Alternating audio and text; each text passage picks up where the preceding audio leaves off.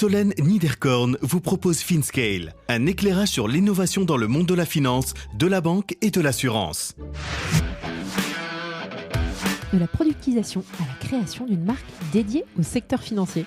Benjamin Ducousseau, président et cofondateur d'Obendi et de Wisby.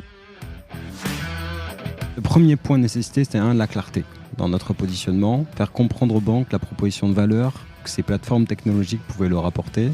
Et la deuxième, c'était vraiment notre vision, notre ambition, qui est aujourd'hui vraiment de pouvoir travailler non pas seulement pour les jeunes, mais de pouvoir être utile à tous les clients en ayant des plateformes de services extra-bancaires pour les familles, pour les pros, pour les artisans, pour les clientèles patrimoniales, pour les seniors qui ont des besoins en serviciels qui sont très très différents de la cible jeune. Et donc, comme on avait cette volonté, on s'est dit on doit changer de nom. Et donc c'est là qu'on a fait naître cette activité commerciale d'Obendi, qui incarne, je dirais aujourd'hui parfaitement ce positionnement pionnier du BN Banking, qui est une des relais de croissance principales des banques de détail aujourd'hui. Après avoir développé Wisby en modèle B2C, Benjamin nous explique comment la start-up grenobloise a étendu son modèle en marque blanche, passant au B2B pour servir une grande partie des banques françaises. Je lui ai demandé d'intervenir spécifiquement sur FinScale pour parler du déploiement de leur nouvelle marque Obendi. Je souhaitais que nous examinions ensemble comment cette marque a été lancée, concrètement mise en œuvre, tant d'un point de vue opérationnel et technique que marketing.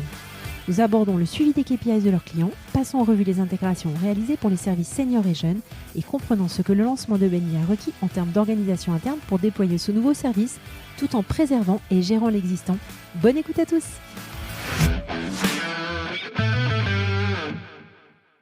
Bonjour à tous, bonjour Benjamin. Bonjour. Heureuse de te retrouver enfin, ça fait 2 ans qu'on essaie de se voir.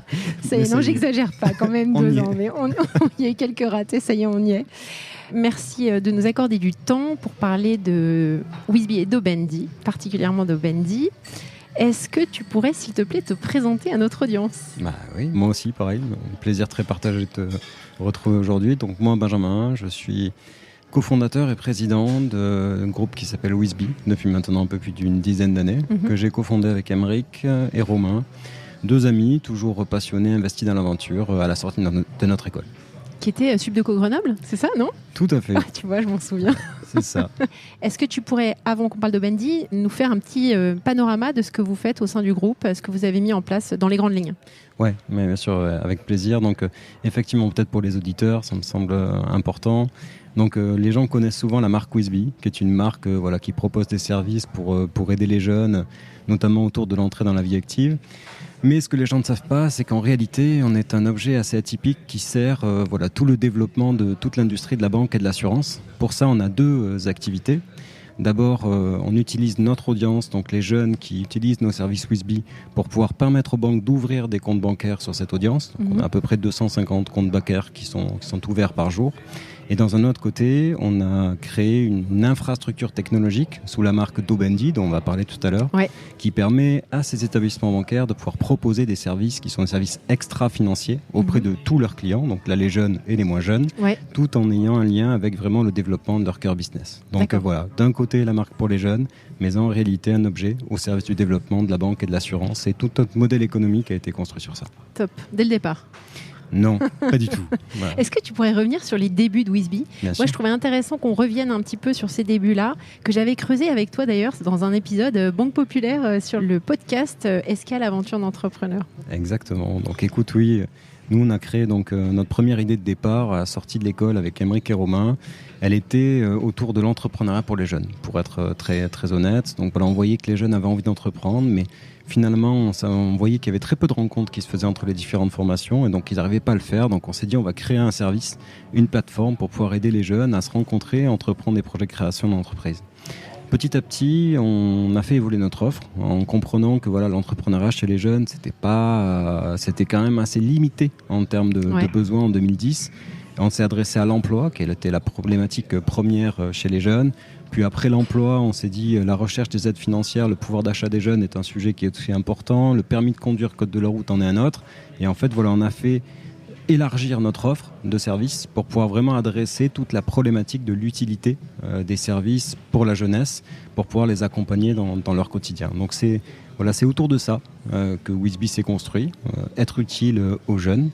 Et on a construit comme ça pendant peut-être 3-4 années l'offre de services, Jusqu'à arriver à un moment où on réfléchissait un peu à notre problématique de monétisation et où on a fait une rencontre, donc peut-être je vais te parler, avec un banquier qui vraiment nous a fait comprendre qu'il y avait un pain point qui était très fort chez la banque, que ce pain point c'était vraiment l'attrition au moment de l'entrée dans la vie active, qu'ils avaient beaucoup de jeunes qui ouvraient des comptes bancaires grâce à leurs parents quand ils étaient petits, et puis finalement quand ils étaient en âge de s'envoler par eux-mêmes, ils s'envolaient vraiment, et pour la banque ça avait un impact qui était assez négatif.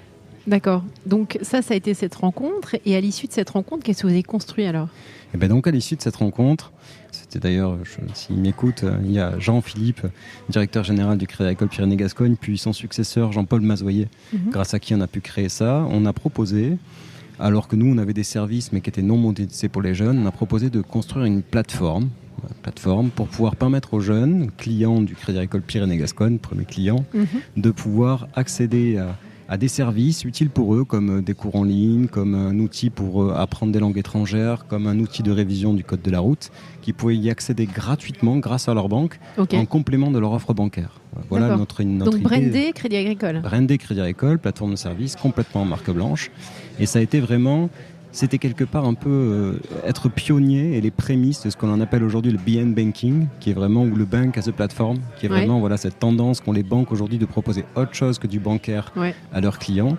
Et je crois que ce qui a réussi à convaincre notre premier client, qui était Crédit Agricole Pyrénées-Gascogne, ça a été vraiment que tout de suite on a eu une réflexion, ok, on va apporter plus de satisfaction à vos clients, mais on va essayer de voir comment est-ce qu'on peut impacter véritablement le développement de votre fonds de commerce et quel ROI vous pouvez aller chercher. Et ça a été le début de notre belle aventure où on est passé de zéro, un peu plus de 10 millions d'euros de chiffre d'affaires et un groupe qui est aujourd'hui proche de la rentabilité. Top. Alors comment vous avez convaincu les suivants ? Parce que les suivants, c'est donc des banques, on sait tous, je pense dans l'audience, à quel point les processus de validation, de procurement, etc. sont assez lourds. Donc comment est-ce que vous êtes parvenu à faire venir de mémoire des clients comme Société Générale ? Voilà, comment vous avez su les convaincre ? Alors, effectivement, peut-être je vais te raconter, c'est toujours ce qu'il y a de bien je trouve dans les podcasts, c'est de raconter un peu les coulisses, donc c'est ce que je vais faire. D'abord avant, peut-être dire qu'effectivement on travaille avec aujourd'hui toute l'industrie de la banque et l'assurance, sauf un opérateur avec qui on espère bien travailler dans très peu de temps, qui j'espère vous écoute et avec qui on aimerait faire des choses qui sont magnifiques, en respectant pour chacun leur ADN et des plateformes qui sont à leur marque, pour pouvoir que chacun ait vraiment son propre territoire pour s'exprimer. Maintenant, comment ça s'est passé ? Donc, au tout début, avec le groupe du Crédit Agricole, on connaît un peu la spécificité du Crédit Agricole, qui est un groupe un peu décentralisé. Donc, on a eu la possibilité de travailler très vite avec plusieurs entités de caisses régionales.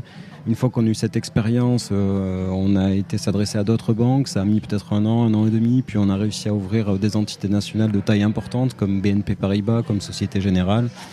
Et puis de fil en aiguille, en gagnant en expérience, en ayant créé une équipe commerciale plutôt centrée sur de l'approche très grand compte, avec des expertises dans le domaine bancaire, on a réussi à convaincre les autres, notamment la Banque Postale, de pouvoir travailler avec nous, le réseau des banques populaires, de caisses d'épargne également.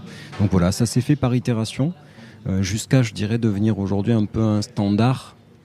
Aujourd'hui, il y a très peu de banques qui ne proposent pas des modèles d'accompagnement de leurs clients avec des services extra-financiers.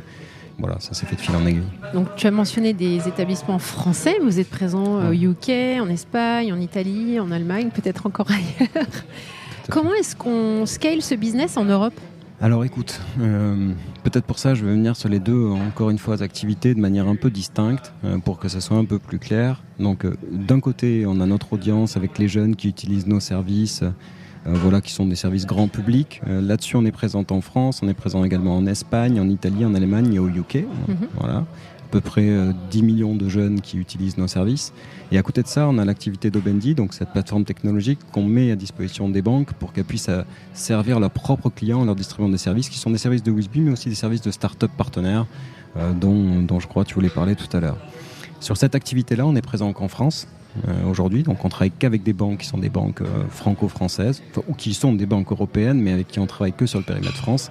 Et effectivement, dans nos objectifs, dans nos ambitions, on a la volonté de passer à peu près d'1 million d'euros de revenus par compte aujourd'hui client à peut-être 3-4 millions d'euros dans les prochaines années, en travaillant 2 axes. Un, l'extension des plateformes pour sortir des jeunes, pour pouvoir aller travailler sur d'autres segments de clients, notamment les familles, les pros, les seniors. Et 2, d'aller travailler avec eux sur leurs filiales. Et donc les filiales principalement avec comme zone prioritaire l'Italie et puis l'Espagne. D'accord.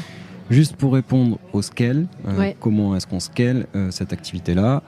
Pour nous, les deux sont assez faciles. Sur l'activité qui est liée à l'audience avec l'ouverture de comptes bancaires, en fait, on sait faire, que ce soit la France, l'Espagne et l'Italie, et à chaque fois, c'est des partenariats avec des établissements bancaires, c'est des appels d'offres qu'on lance, donc assez facile à opérer. Ouais. Et sur l'autre activité, qui est vraiment l'activité d'Obendi, on a le socle technologique, les plateformes et toutes les possibilités qu'elles permettent, on va en parler juste après. Et donc après, c'est plutôt des dynamiques de créer des équipes commerciales terrain distinctes, comprendre les cultures dans ces pays. Voilà, mais je dirais que notre priorité n'est pas tant l'international aujourd'hui, mais plutôt l'extension, la profondeur de gamme, avant d'aller s'attaquer à des thématiques plus internationales. Top. Alors, tu le disais et tu l'as redit plusieurs fois, l'idée c'est qu'on parle d'Obendi. Alors, j'étais intéressée parce que moi, j'avais en tête Wizbee et puis Alicia, ta directrice marketing, m'avait contactée en me parlant d'Obendi. Je dis, mais je connais moi Wizbee, mais je ne connaissais pas Obendi. Donc, c'est quoi la nécessité de construire une marque à part? Eh bien, écoute, d'abord pour deux choses. La première, c'est qu'on était quand même un peu des artisans, quoi. T'es un peu des artisans, non pas au sens péjoratif du terme, mais on était des artisans parce qu'en fait, on avait construit nos premières plateformes de services. À chaque fois qu'on allait voir les clients bancaires en disant « vous va vous vendre des plateformes de services extra-bancaires », elle s'appelle Wizbee, puis les gars, ils tapaient sur Internet, ils voyaient Wizbee, ils voyaient qu'on était une marque pour les jeunes. Enfin, ils ne comprenaient pas toujours. Ouais. Voilà tout. D'accord. Donc le premier point de nécessité, c'était la clarté dans notre positionnement, faire comprendre aux banques la proposition de valeur que ces plateformes technologiques pouvaient leur apporter. Et la deuxième, c'était vraiment notre vision, notre ambition, qui est aujourd'hui vraiment de pouvoir travailler non pas seulement pour les jeunes, mais de pouvoir être utile à tous les clients en ayant des plateformes de services extra-bancaires pour les familles, pour les pros, pour les artisans, pour les clientèles patrimoniales, pour les seniors qui ont des besoins en serviciels qui sont très très différents de la cible jeune. Ouais, c'est clair. Et donc, comme on avait cette volonté, on s'est dit on doit changer de nom. Et donc, c'est là qu'on a fait naître cette activité commerciale d'Obendi, qui voilà, incarne, je dirais aujourd'hui parfaitement ce positionnement pionnier du BN Banking, qui est une des relais de croissance principales des banques de détail aujourd'hui. D'accord. Alors, comment est-ce qu'on construit une nouvelle marque? C'est quoi le processus quand tu crées une marque comme ça, à part dans un groupe, et même d'un point de vue stack technique? Comment est-ce que tu organises tout ça? Alors d'abord, nous, il y a plusieurs choix qui sont possibles. Nous, on a fait d'abord un choix d'entreprise. Ce choix d'entreprise, ça a été de garder une seule société, avec deux activités commerciales distinctes. D'accord. On aurait pu créer deux sociétés distinctes avec deux general managers, avec deux COMEX. Voilà, on a fait plutôt le choix d'avoir une unité parce qu'on est toujours un groupe au service du développement des banques et assurances avec deux activités distinctes. L'activité de Wizbee sur la jeunesse, l'ouverture de compte, l'activité d'Obendi, les plateformes technologiques. Comment est-ce qu'on le crée? Écoute, j'ai l'impression qu'on a vécu une deuxième naissance. Franchement, c'est génial, c'est passionnant. On est repassé par la base, sauf qu'on avait un petit peu plus de moyens qu'au début avec Wizbee. Ouais. Donc on a fait ça. Moins d'erreurs aussi. Je sais pas ça, moins d'erreurs. Je pense qu'il y en aura encore toujours, mais bon voilà, on a créé notre branding, on a fait appel à des agences, on a créé aussi beaucoup de choses en interne. On a fait un événement de lancement l'année dernière pour pouvoir expliquer aux banques voilà, cette plateforme technologique, quelles étaient ses capabilities, qu'est-ce qu'elle pouvait leur permettre en termes de distribution de services extra-financiers, mais aussi en termes de nourrir leur développement de fonds de commerce. Donc qu'est-ce qu'on pouvait faire dessus qui leur permette de générer du ROI significatif. Ouais. Et après cet événement lancement, maintenant on l'a fait vivre. Et là par contre pour la faire vivre, on a une équipe dédiée voilà, qui ne s'occupe que d'Obendi, qui est quand même aujourd'hui un gros moteur de la croissance de Wizbee, voilà, qui est à la fois très profitable et qui grandit vite. En termes d'infrastructure, comment ça se met en place? Parce que tu parlais d'artisanat au départ. On va dire, c'est presque comme des super POC que vous avez mis en place. Là, vous industrialisez. Ouais. Donc, comment, d'un point de vue infrastructure et stack, vous avez finalement buildé Obendi? Au début, c'est exactement ça. On avait, en fait, on faisait presque autant de plateformes de services que de clients. Oui, c'est ça. On va pas se mentir. On avait un socle commun, mais quand même, à chaque fois, il y avait beaucoup de custom. Par contre, là maintenant, c'est très standardisé. On a une offre qui est SaaS, donc qui n'est plus du tout la même chose. Avec vraiment, on fournit la plateforme technologique. Dans la plateforme technologique, on a tout un catalogue de services qui sont des services de Wizbee ou des services de tiers partenaires. Il y en a plus de 100 aujourd'hui qui sont intégrés. Le client peut choisir qu'est-ce qu'il veut mettre comme service pour quelle cible. Les plateformes sont plug and play. On peut les plugger assez facilement dans l'environnement de nos clients. Et en plus, elles ont des possibilités de ce qu'on appelle du SSO pour qu'il n'y ait pas besoin pour un client, un consommateur, de pouvoir recréer son prénom, nom et ainsi de suite. Il est automatiquement, depuis son application bancaire, connecté et puis il accède à cette plateforme. Donc voilà, tout ça est assez industrialisé. Le client peut aussi distribuer ses propres services financiers dedans. Par exemple, je suis jeune ou moins jeune, je utilise un service de révision du code de la route. Paf, on peut proposer un produit financier lié au financement du permis de conduire de notre partenaire bancaire. Donc voilà, tout ça maintenant est standardisé. On a une équipe, un backlog. Et on fait avancer en fonction de notre écoute du client ou des clients leurs priorités pour que ça aille dans le bon sens le plus vite possible, mais sans s'éparpiller avec les uns avec les autres. Il y a peut-être juste un pied, c'est la donnée. C'est quand même très critique chez les banques. On sait que voilà, c'est la sécurité. Donc là, pour ça, on rigole pas avec ça. Chaque banque a son propre silo de données, de consommation des services par nos clients. Mais c'est normal, c'est un point critique. Voilà. Donc ma question subsidiaire, est-ce qu'il n'y a pas eu un gros effort de transfo pour l'existant ou est-ce que vous avez poolé vos clients existants à part ? Non, on ne les a pas mis à part. On a fait en side tout un redéveloppement, donc un refactor assez complet. Des technologies, on a migré tout le monde quasiment au même moment sur la nouvelle plateforme technique, évolutive. Et ça s'est fait en 2022. Et ça, franchement, ça nous a coûté à peu près 2 ans quand même de développement. Donc c'était quand même très long.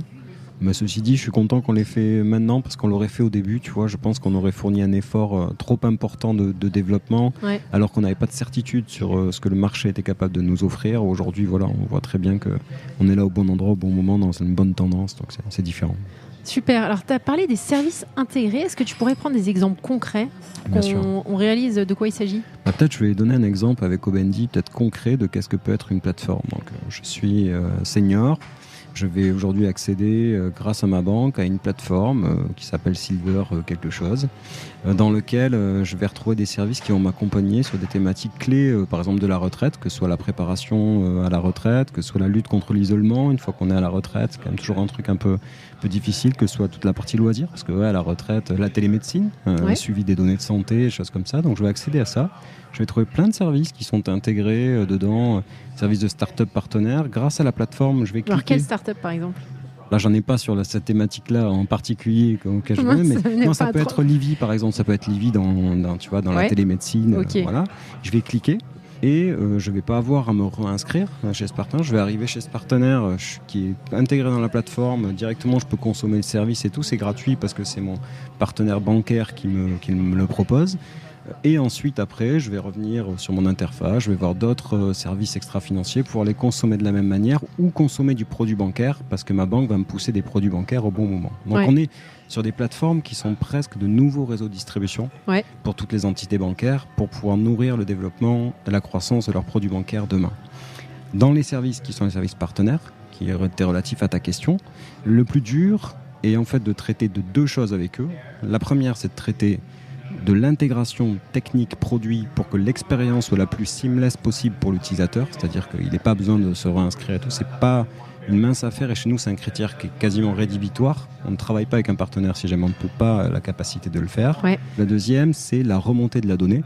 Voilà, qu'on puisse récupérer les données de consommation pour comprendre vraiment ce que l'utilisateur fait sur ces plateformes et que ça puisse nourrir l'enrichissement du CRM, de la connaissance client du partenaire bancaire. D'accord. Donc voilà, on a un gros travail de sélection, d'intégration de ces partenaires auprès de ces plateformes.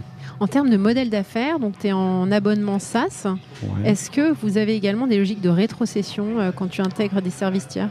Alors oui, donc en termes de modèle d'affaires, pour essayer de bien exprimer, donc sur les plateformes, déjà, on va trouver plusieurs choses. On trouve des services qui sont offerts par la banque. Donc, cela, c'est la banque qui les finance pour que ses utilisateurs finaux, ses clients, y aient accès gratuitement. On va retrouver d'autres services qui sont en réduction, juste. Donc, c'est la banque finance quelque part à la réduction pour que l'utilisateur final puisse bénéficier de services moins chers. Ça peut être le cas, par exemple, sur des EHPAD. Un EHPAD avec un droit d'entrée moins élevé que si jamais le client avait eu à le payer tout seul. Voilà. Et puis on va retrouver d'autres fonctionnalités, d'autres services dessus. Ce qu'il faut bien avoir à l'esprit, c'est que dans le modèle d'affaires, sur les services offerts, nous on achète ces services aux partenaires, donc des licences en grand volume, à bas coût, qu'on refacture du coup aux banques D'accord. dans ces plateformes. Et nous, on est payé avec 2 leviers. On est payé avec un levier qui est un levier d'abonnement mensuel, forfait plateforme, et un deuxième qui est ce qu'on appelle un pay as you go. Pay as you go, donc c'est en fonction du nombre de services qui sont consommés. La banque nous paye plus ou moins. Donc voilà, un forfait fixe et un forfait variable. Comme ça, on est incentivé et comité avec la banque quelque part à la réussite. Si les plateformes ne sont pas utilisées, on est peu payé. Si elles sont très utilisées, on est très payé. Et c'est un de nos facteurs distinctifs aujourd'hui sur le marché. Nos plateformes sont extrêmement utilisées. Ok, les typologies de clients, est-ce que tu peux revenir plus en détail, parce que tu as mentionné les banques, mais tu avais mentionné tout à l'heure les assurances. Ouais. Vous avez encore d'autres types d'acteurs qui peuvent vous utiliser, parce qu'on peut finalement décliner sur plein d'autres verticales. C'est absolument ça. Donc d'abord, on a beaucoup à faire à la banque, je dois dire. On a beaucoup d'aspirations dessus, on va en parler juste après dans les ambitions, mais on a énormément de choses à faire avec la banque. Deuxièmement, notre défi, effectivement, de diversification cette année, c'est l'assurance. Parce que l'assurance a quand même des problématiques assez similaires à la banque, mais ils ont des notions assez différentes. La première, c'est que les banquiers ont des logiques de marché, les assureurs peu. Ils ont plutôt des logiques de produits, et ils vendent à tous. Et donc, c'est plus compliqué quelque part d'avoir des plateformes de services par cible, qui vraiment accompagnent le client dans sa vie, parce qu'ils ont plutôt des réflexions de vente de produits. Oui, puis ils sont vachement intermédiaires aussi. Et ils sont aussi très intermédiaires, ce qui est leur deuxième facteur un peu distinctif. Donc on a des choses à faire avec eux, mais ça nécessite d'adapter un peu notre offre aujourd'hui. Donc on est dans l'adaptation aujourd'hui des capabilities de la plateforme et de l'offre pour pouvoir travailler avec nos premiers précurseurs. On espère que ça devrait arriver dans un trimestre ou 2. Super, alors tu l'as brièvement mentionné il y a 10 minutes, la notion des KPIs. Justement, si on parle de manière très pratique des bénéfices qui peuvent être apportés à ces grands acteurs en passant par vos services-là, quel type de KPIs ils peuvent vraiment concrètement suivre ? Alors on regarde 2-3 grandes catégories de KPI. La première, c'est d'abord la satisfaction client, chez nous qui est clé. Donc est-ce que les plateformes sont utilisées ? On est chez nous en moyenne aux alentours de 20%, 20-25% d'utilisation des plateformes. Là où les programmes de fidélité un peu traditionnels ou davantage un peu traditionnels des banques tournaient plutôt aux alentours de 1 à 3%. Donc, qui est vraiment assez significatif.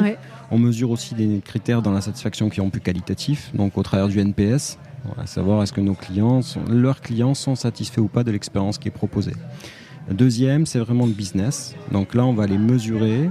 2 choses principalement dans le business. 1, l'enrichissement CRM, donc grâce à nos plateformes, est-ce que nos clients arrivent à réadresser en opt-in des clients qui étaient opt-out ? C'est une de nos spécificités. Voilà, on travaille beaucoup ce sujet-là et on arrive à des taux aujourd'hui de réoptimisation qui sont très importantes. Par exemple, sur un client comme la Banque Postale, on est à peu près à 15% de réopt-in des utilisateurs finaux des plateformes. Donc tu vois, c'est beaucoup quand on a une grosse volumétrie d'utilisateurs qui l'utilisent.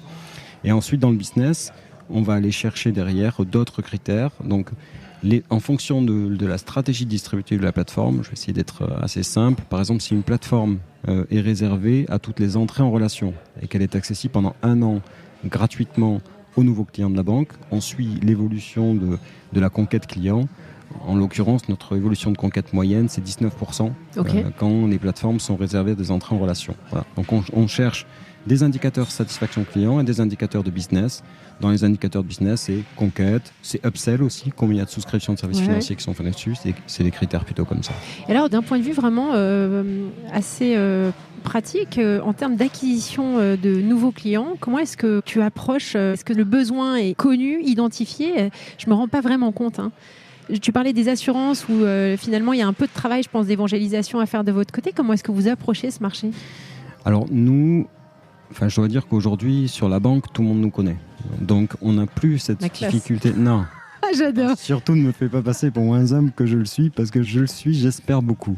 Mais ce que je veux dire, c'est qu'avec le temps et avec le nombre de fois qu'ils nous ont vus, tu vois, et maintenant ils nous connaissent. Voilà. Parce que notre marché est relativement étroit. Oui, c'est-à-dire tout à fait. Que tu vois, les cibles... En France. Exactement, oui. ouais. Les cibles ne font pas légion, il n'y en a pas 100, il n'y en a pas 200, donc on parle toujours aux mêmes opérateurs, on parle aux directions des marchés des particuliers, aux directions marketing et aux directions générales, Des groupes bancaires, il y en a 6, 7 qui sont présents, avec qui on peut travailler, qui sont ceux de taille d'envergure, avec qui on peut avoir des projets à fort potentiel.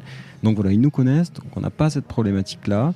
Ensuite, pour l'assurance, qui est une problématique un peu nouvelle, bah là, on participe, on essaye de faire comme la petite start-up qu'on était au début. Donc là, on a fait un prix.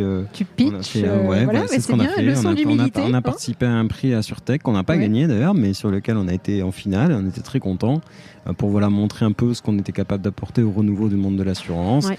On prend aussi notre bâton. On va voir on pousse chacune des portes qu'on nous offre. On cède du board aussi. On a un board de grande qualité, donc on en profite, on l'utilise avec des personnes qui sont experts dans l'assurance, comme par exemple Stéphane Guinet, qui nous vient d'Assurland. Donc voilà, c'est comme un nouveau départ, avec l'asset technologique qui est là, qui est présent, l'expertise sur les banques, mais qu'on essaie de transférer sur le secteur de l'assurance. Super, super inspirant. D'ailleurs, vous n'avez pas fait de levée à proprement parler ? Je sais plus, tu m'avais dit, je sais plus. On a levé, on a levé dans notre histoire à peu près une 20aine de millions d'euros. Ah, quand même. Voilà, et dont les deux derniers actionnaires, un s'appelle Odo, BHF, donc opérateur grand opérateur de banque privée, excellent actionnaire qui investit dans des fintechs, notamment comme Compte Nickel, comme Lydia, pour ne citer qu'elle. Et on a également fait un réassort, mais qui n'a pas encore été très communiqué, avec un fonds qui s'appelle Teampact Venture. Ah, Romain et Sarah, et tout le monde, Benjamin. Qui investit dans Alan, savais pas qui sont centrés sur le développement de l'humain, qui sont géniaux. Qui sont passés d'ailleurs sur mon podcast. Ouais, qui sont vraiment des mecs qu'on adore et voilà, avec qui on a travaillé parce que c'était une thématique qui nous était chère. Excellent, je ne savais pas. Voilà. Super. Dernière question à laquelle c'est marrant parce que j'avais vu que vous aviez comme partenaire Live Mentor. Ouais. C'est quoi la nature du partenariat avec Live Mentor ? Alors Live Mentor fait partie des services qui sont intégrés dans nos plateformes sur Obendi. Donc voilà. Donc parmi ceux que tu as cités. D'accord. Exactement. Okay. Je ne sais pas pourquoi j'ai tiqué sur ça. Non, mais parce que en fait ça fait souvent ça. Les gens en voient un et se disent tiens, mais lui, pourquoi est-ce que c'est quoi le lien ? Ça fait partie de l'écosystème des services qui sont intégrés aux plateformes. Et je pense qu'il y en aura de plus en plus parce que on n'a pas. Je t'ai pas parlé un peu de ce à quoi est-ce qu'on aspirait aujourd'hui. Mais si, j'allais y venir. Voilà, alors vas-y, je te laisse y venir. Quelles sont vos ambitions ? Écoute, c'est simple, on veut avoir encore plus d'impact auprès des gens, donc plus auprès des jeunes, mais auprès de maintenant toutes les cibles de clients, et renforcer vraiment l'impact qu'on peut avoir aussi pour le développement de cette industrie banque et assurance. Pour ça, on a 2 grands axes stratégiques. Un axe qui, avec Obendi, vraiment arrivé à passer de 1 à 3, 4 millions d'euros par client en les accompagnant non pas que sur la cible des jeunes, mais sur des plateformes qui sont multi-cibles et qui quelque part s'adaptent à ton profil. Si tu es jeune, on te propose des services pour les jeunes. Si tu es senior demain, on te propose des services pour les seniors. Et on t'accompagne comme ça en faisant évoluer ton offre. Et le deuxième axe stratégique, c'est vraiment ces partenariats avec des banques concernant l'ouverture de compte, ce qu'on fait sur nos services Wisby. Voilà, là, notre objectif, c'est d'en faire un succès, de pouvoir l'étendre en Espagne et en Italie, qui sont vraiment nos 2 zones prioritaires sur lesquelles on est assez fort en audience. Top. Eh bien, écoute, merci pour ce tour d'horizon de toutes tes sociétés. C'était très agréable. Très intéressant. Et je te remercie beaucoup. Mais attends, tu n'échappes pas à la dernière question, parce que je pars toujours sur une source d'inspiration pour notre audience. Donc, qu'est-ce que tu recommanderais comme ouvrage, comme livre ? Tu sais, qu'est-ce que je veux dire ? En fait, il n'y a pas longtemps, on a eu un échange là-dessus sur LinkedIn. Je pense que je dois avoir un problème, parce que je n'ai pas de morning routine le matin.